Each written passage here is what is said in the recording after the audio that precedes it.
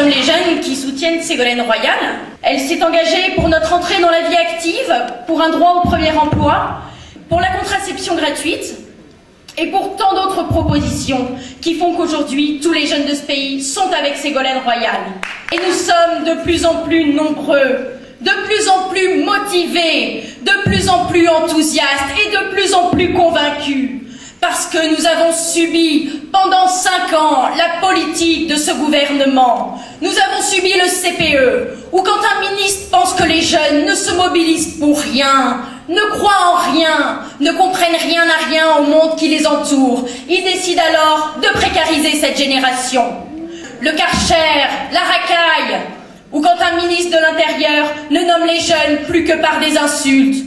Et nous sommes prêts à construire avec Ségolène Royal. Nous en avons la ferme volonté. Nous aussi, nous l'avons là, chevillée au corps. Et notre volonté, c'est de porter Ségolène Royal à la présidence de la République. Si le candidat de l'UMP est élu, la vie ne s'arrêtera pas.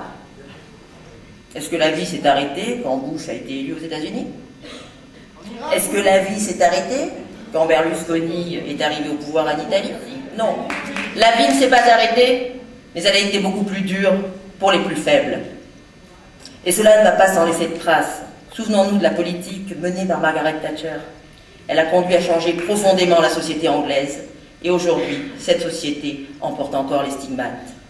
Les questions internationales constituent la principale compétence du président de la République en France. Dès lors, on peut regretter qu'elles aient été un petit peu occultées lors de cette campagne. Elles ont été à peine abordées lors du débat télévisé d'hier soir. Et justement, je voudrais conclure avec ce débat. Sur le fond, sur la forme, je laisse les commentateurs commenter, les analystes analyser, les politologues ratiociner.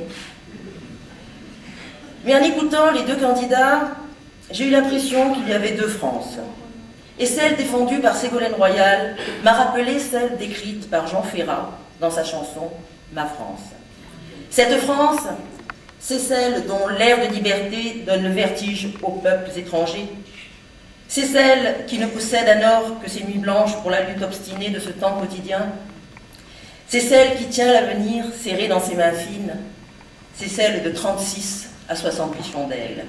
Monsieur Sarkozy, ne vous en déplaise. C'est ça la France présidente.